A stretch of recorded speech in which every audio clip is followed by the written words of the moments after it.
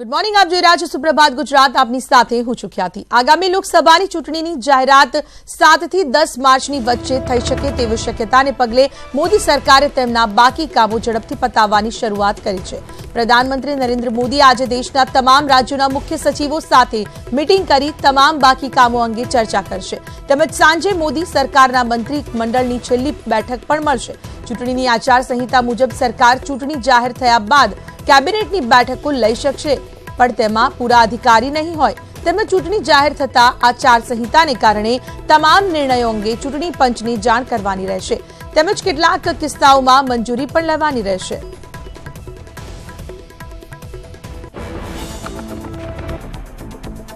સૌથી મોટા સમાચાર લોકસભા ચૂંટણીના પડઘમ. 7મી માર્ચે થઈ શકે છે લોકસભા ચૂંટણીનું એલાન. બાકી કામો પૂરા કરવા મોદી સરકાર એક્શન મોડમાં. થોડા દિવસોમાં ચૂંટણીની તારીખ જાહેર થયા બાદ કેબિનેટની બેઠકો મળશે, પરંતુ પૂરતા અધિકારીઓ નહીં હોય, જેથી કરી આજે તમામ સચિવો સાથે મોદી બેઠક કરશે.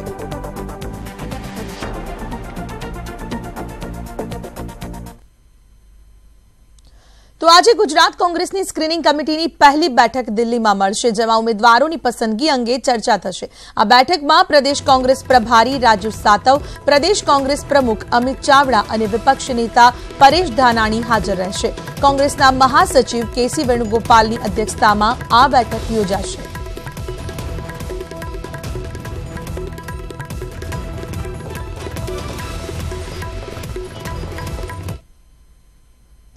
અને હવે વાત કોંગ્રેસની વર્કિંગ કમિટીની બેઠકની.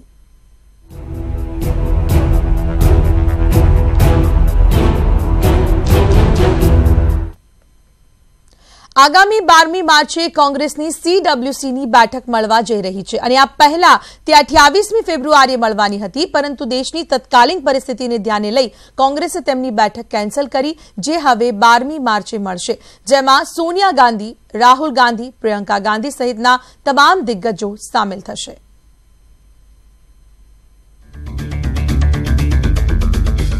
કોંગ્રેસ વર્કિંગ કમિટીની બેઠક ગુજરાતમાં પહેલા 28મી ફેબ્રુઆરીએ યોજાવાની હતી, જે પુલવામા હુમલા બાદ કોંગ્રેસ અધ્યક્ષ રાહુલ ગાંધીએ દેશમાં તત્કાલીન સમયે ચાલી રહેલી તણાવની સ્થિતિને જોતા રદ કરી હતી. ત્યારે ફરી એકવાર ગુજરાત કોંગ્રેસના નેતાઓના આગ્રહથી 12મી માર્ચે ગુજરાતમાં આશરે 60 વર્ષ બાદ CWC યોજાવા જઈ રહી છે, જેમાં કોંગ્રેસ અધ્યક્ષ રાહુલ ગાંધી, સોનિયા ગાંધી, પ્રિયંકા વાડ્રા અને પૂર્વ PM મનમોહનસિંહ સહિતના દિગ્ગજો સામેલ થશે. 12મી માર્ચના રોજ CWCની બેઠક ગુજરાતમાં યોજવાનું નક્કી કરવામાં આવ્યું છે. ત્યારે ફરી ગુજરાતનો કોંગ્રેસનો કાર્યકર, ગુજરાતનું નેતૃત્વ અને ગુજરાતીઓ કોંગ્રેસના તમામ નેતૃત્વને, રાહુલજીને, સોનિયાજીને, પ્રિયંકાજી, મનમોહનસિંહ સહિત તમામ નેતૃત્વને ગુજરાતમાં આવકારવા માટે આતુર છે. 60 વર્ષે ગુજરાતમાં મળશે CWC. સૌપ્રથમ 1961માં ભાવનગર ખાતે મળી હતી CWC. 12મી માર્ચે દાંડી યાત્રાના દિવસે મળશે કોંગ્રેસની CWC. સોનિયા, રાહુલ, પ્રિયંકા, મનમોહનસિંહ સહિતના દિગ્ગજો થશે સામેલ. CWC બાદ ગાંધી આશ્રમથી નીકળશે જનસંપર્ક રેલી. રેલીમાં એક સાથે એક સ્થળ પર જોવા મળશે કોંગ્રેસના દિગ્ગજો. હાલ યોજાનારી CWCની બેઠક ઐતિહાસિક દિવસ 12મી માર્ચે યોજાવાની છે. ગાંધીજીએ દાંડી યાત્રાની શરૂઆત પણ 12મી માર્ચથી કરી હતી. ત્યારે 60 વર્ષ બાદ મળનારી કોંગ્રેસની CWC પણ 12મી માર્ચે મળવા જઈ રહી છે. આ બેઠક બાદ કોંગ્રેસે ગાંધી આશ્રમથી વિશાળ જનસંપર્ક રેલીનું પણ આયોજન કર્યું છે, જેમાં કોંગ્રેસના દિગ્ગજ નેતાઓ રાહુલ ગાંધી, સોનિયા ગાંધી, પ્રિયંકા વાડ્રા, ડોક્ટર મનમોહનસિંહ, મલ્લિકાર્જુન ખડગે અને ગુલામ નબી આઝાદ પણ જોવા મળશે. તો જનસંપર્ક રેલીને લઈને કોંગ્રેસ એવો પણ દાવો કરી રહી છે કે આ રેલી ગુજરાતના ઇતિહાસમાં સૌથી મોટી રેલી હશે, જેમાં કોંગ્રેસના તમામ દિગ્ગજો એક સાથે એક સ્થળ પર હશે, જેની સાક્ષી ગુજરાતની જનતા બનશે. Bureau report, news 18 Gujarati. અને હવે વાત કોંગ્રેસના ધારાસભ્યના રદ થયેલા સભ્યપદની.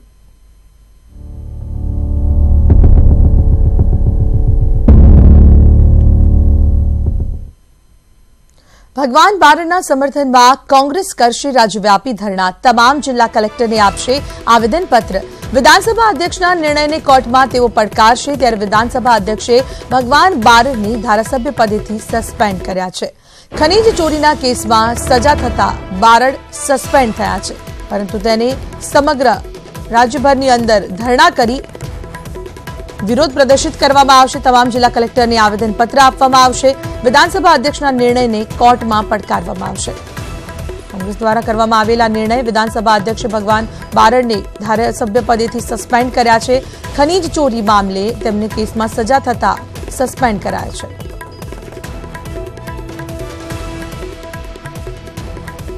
કોંગ્રેસની સ્થિતિ હાલ એક સાંધે ત્યાં 13 તૂટે જેવી છે. પહેલા ઊંઝાના ધારાસભ્ય આશાબેન પટેલે પક્ષમાંથી રાજીનામું આપ્યું, ત્યારે હવે તાલાળાના ધારાસભ્યનું ગૃહમાંથી સભ્યપદ રદ થયું.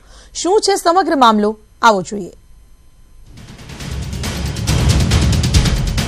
પંજાને થપાટ, ભીસમાં ભગવાન. લોકસભાની ચૂંટણી માથે છે ત્યારે કોંગ્રેસ પર તૂટી પડ્યું છે આબ.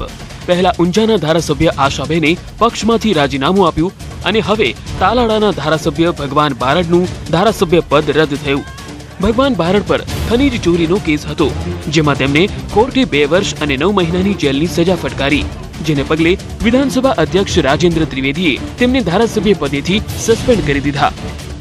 2 વર્ષથી વધુ સજા જ્યારે પણ કોઈ ધારાસભ્યને થાય છે તો તે 23 તારીખથી ધારાસભ્યનું પદ ગુમાવી બેસે છે. આ બાબતના તમામ કાગળો વિધાનસભા ઓફિસને મળતા મારી સમક્ષ રજૂ થતા વિધાનસભાના અધ્યક્ષની રૂએ મળતી સત્તાની રૂએ, બંધારણીય સત્તાની રૂએ એમને આ ધારાસભ્ય પદેથી નાબૂદ કરેલા છે. આ કાર્યવાહીથી કોંગ્રેસ લાલચૂર થઈ ગઈ છે. કોંગ્રેસના નેતાઓનો આરોપ છે કે ભાજપ સત્તાનો દુરુપયોગ કરી રહ્યું છે અને રાજ્ય સરકારના, ભાજપ સરકારના અભિપ્રાયના આધારે સ્પીકરે નિર્ણય લીધો. આ સંપૂર્ણપણે રાજકીય નિર્ણય છે, અન્યાયકર્તા છે. હાલ તો કોંગ્રેસ સમગ્ર મામલે ફેર તપાસની માગણી કરી રહ્યું છે. સાથે જ ભગવાન બારડનું સસ્પેન્શન રદ કરવાની હિલચાલ આરંભી છે. પ્રણવ પટેલ, ન્યૂઝ 18 ગુજરાતી, ગાંધીનગર. તો ભગવાન બારડના સસ્પેન્શનને લઈને ગુજરાતના રાજકારણમાં ગરમાવો આવી ગયો છે. બારડ સામેની કાર્યવાહી બાદ કોંગ્રેસે ભાજપને બાબુ બોખીરિયા કેસ યાદ કરાવ્યો. ગૃહમાંથી ભગવાન સસ્પેન્ડ અને શરૂ થયું રાજકારણ. યાદ આવ્યો બાબુ બોખીરિયા કેસ. જમીન કૌભાંડ કેસમાં ભગવાન બારડને ગૃહમાંથી સસ્પેન્ડ કરાયા બાદ રાજકારણ ગરમાયું છે. વિવાદ પહેલા આખા મામલા પર નજર કરીએ. સૌથી પહેલા ભગવાન બારડ સામેના કેસની વાત કરીએ તો 1995માં સરકારી ગૌચર જમીનમાંથી ખનીજની ચોરીનો કેસ. રૂપિયા 2.83 કરોડની ખનીજ ચોરીનો ગુનો નોંધાયો હતો. 24 વર્ષ બાદ ખનીજ ચોરી કેસમાં ચુકાદો. સૂત્રાપાડાની કોર્ટે દોષિત ઠેરવી ફટકારી સજા. બારડને 2 વર્ષ અને 9 મહિનાની સજા. કોર્ટે બારડને રૂપિયા 2500નો દંડ પણ ફટકાર્યો. તો ભાજપના નેતા બાબુ બોખીરિયા સામે શું કેસ હતો તે પણ જોઈએ. 1500 કરોડનું કૌભાંડ અને 130 કરોડની નોટિસ. માત્ર રૂપિયા 55 કરોડના ખનીજ ચોરીના કેસમાં પોલીસ કેસ કરાયો.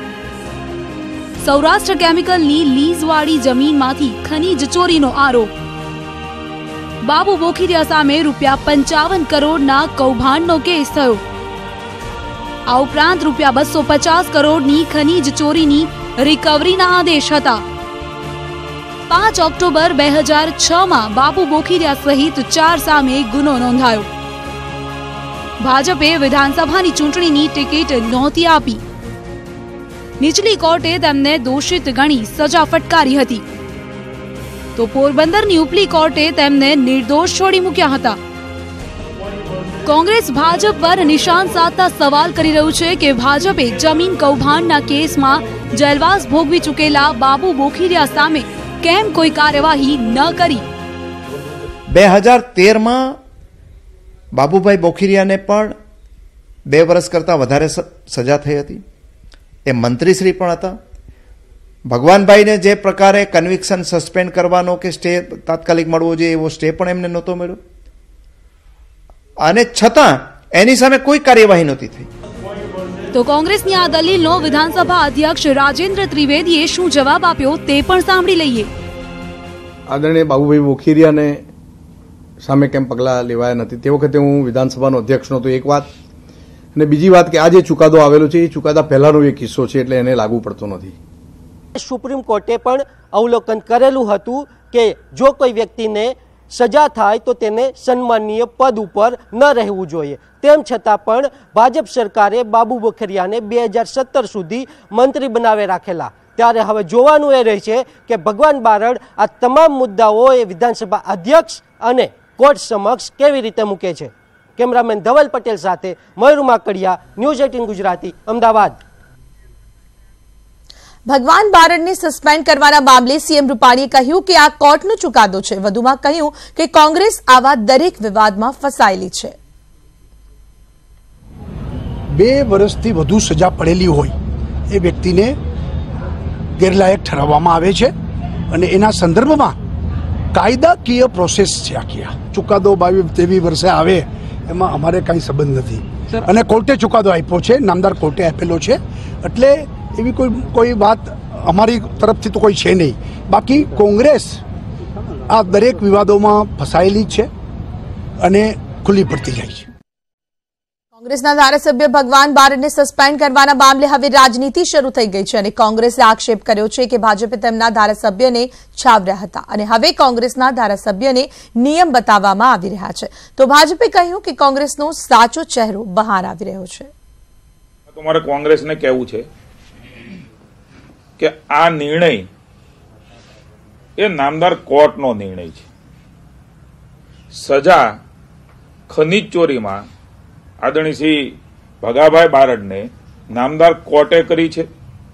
2 કરોડથી પણ વધારેની ચોરી થઈ છે. 25 વર્ષથી કેસ ચાલતો હતો.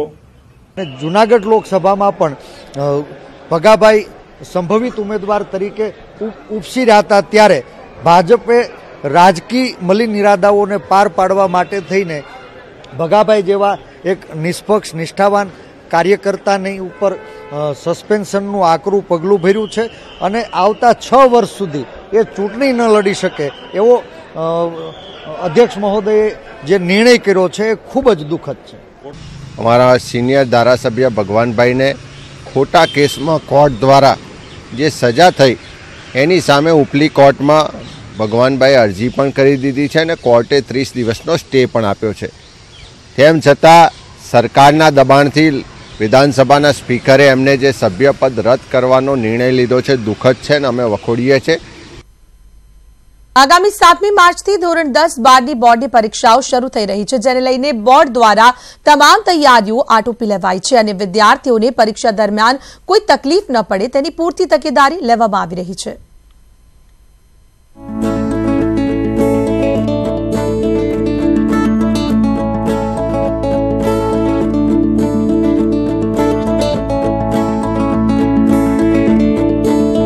રાજ્યમાં 7મી માર્ચથી શરૂ થઈ રહેલી ધોરણ 10 અને ધોરણ 12ની પરીક્ષાઓ માટે બોર્ડ દ્વારા તમામ તૈયારીઓ પૂર્ણ કરી લેવાઈ છે. તમામ કેન્દ્રો પર પૂરતી વ્યવસ્થા ગોઠવી દેવામાં આવી છે. ખાસ કરીને શહેરી અને ગ્રામ્ય બંને વિસ્તારમાં પરીક્ષા કેન્દ્રો પર સીસીટીવી કેમેરા ગોઠવી દેવાયા છે અને પરીક્ષા દરમિયાન વીજ પુરવઠો જળવાઈ રહે તેની પણ પૂરતી કાળજી રાખવામાં આવી રહી છે. વિદ્યાર્થીઓને પરીક્ષા કેન્દ્ર પર પહોંચવા માટે સમયસર બસ મળી રહે તેની પણ વ્યવસ્થા કરવામાં આવી છે. 7 માર્ચથી શરૂ થશે ધોરણ 10-12ની પરીક્ષા. બોર્ડે પૂર્ણ કરી પરીક્ષાની તમામ કામગીરી. અમદાવાદમાં એસએસસીના 7 ઝોન, અમદાવાદમાં એચએસસીના 12 ઝોન, અમદાવાદ ગ્રામ્યમાં એસએસસી અને એચએસસીના 4 ઝોન. અમદાવાદ શહેરમાં 1,16,735 વિદ્યાર્થીઓ આપશે પરીક્ષા. અમદાવાદ ગ્રામ્યમાં 85,373 વિદ્યાર્થીઓ આપશે પરીક્ષા. તો પરીક્ષામાં ગેરરીતિ અટકાવવા તમામ ખંડોને સીસીટીવીથી સજ્જ કરવામાં આવ્યા છે, જેમાં ઝોનલ રૂમમાં પણ સીસીટીવીની વ્યવસ્થા કરવામાં આવશે અને પેપર પણ સીસીટીવીની સામે જ ખોલવામાં આવશે. આ ઉપરાંત પરીક્ષા દરમિયાન ગાંધીનગર કક્ષાએથી રાજ્યભરમાં સ્ક્વોડ મોકલાશે. ગેરરીતિને અટકાવવા માટે આપણે અમદાવાદ જિલ્લામાં શહેર અને ગ્રામ્ય 100% સીસીટીવીથી સજ્જ છે, એટલે સીસીટીવીની દરેક વિદ્યાર્થીઓ ઉપર નજર રહેશે. સાથે સાથે જે સંવેદનશીલ કેન્દ્ર છે શહેરમાં એક પણ નથી અને ગ્રામ્યની અંદર 4 સંવેદનશીલ કેન્દ્ર છે તેના પણ આદેશ કરી નાખવામાં આવ્યા. વિદ્યાર્થીઓને પરીક્ષા ખંડમાં મોબાઈલ લઈ જવા પર પ્રતિબંધ. શાળા આસપાસની ઝેરોક્સની દુકાનો બંધ રાખવાનો આદેશ. તમામ કેન્દ્રો પર વિદ્યાર્થીઓ પ્રામાણિકતાથી પરીક્ષા આપે તે ખાસ જોવામાં આવશે અને કોઈ પણ વિદ્યાર્થી ગેરરીતિ કરતા પકડાશે તો તેની સામે કોપી કેસ અંતર્ગત ધોરણસરની કાર્યવાહી પણ કરવામાં આવશે. પ્રણવ પટેલ, ન્યૂઝ 18 ગુજરાતી, અમદાવાદ. ધોરણ 10 અને ધોરણ 12ની બોર્ડની પરીક્ષાઓનું કાઉન્ટડાઉન શરૂ થઈ ગયું છે ત્યારે ફરી એકવાર સુરતમાંથી સૌથી વધુ વિદ્યાર્થીઓ બોર્ડની પરીક્ષા આપવાના છે। રાજ્યના તમામ જિલ્લાઓમાંથી સુરતમાં બોર્ડની પરીક્ષા આપનારા સૌથી વધુ વિદ્યાર્થીઓ છે ત્યારે તંત્ર દ્વારા પણ બોર્ડની પરીક્ષાની તમામ તૈયારીઓ કરી લેવામાં આવી છે।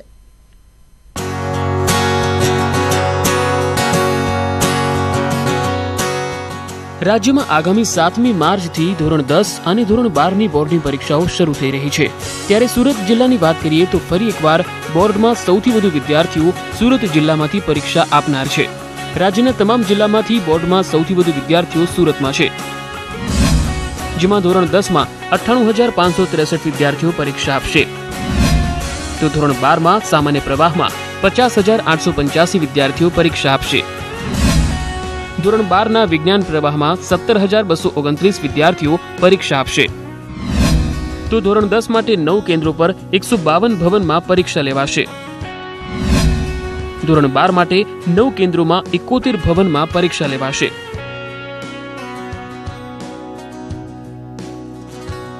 તો પરીક્ષાના બંદોબસ્તની જો વાત કરીએ તો તમામ કેન્દ્રો પર સીસીટીવી લગાડવામાં આવેલા છે। પરીક્ષા પહેલા વિદ્યાર્થીઓને ફૂલ આપીને મોં મીઠું કરાવાશે। પરીક્ષા કેન્દ્ર બહાર મુકાશે પ્રાયશ્ચિત પેટી। વિદ્યાર્થીઓ સાથે લાવેલ કાપલી પ્રાયશ્ચિત પેટીમાં નાખી શકશે। હાલ પરીક્ષા વિભાગ દ્વારા બોર્ડની પરીક્ષાની તમામ તૈયારીઓ આટોપી લેવાઈ છે, જેમાં પરીક્ષાના એક દિવસ પહેલા વિદ્યાર્થીઓ પોતપોતાના કેન્દ્રો પર તેમના સીટ નંબર જોવા જઈ શકશે।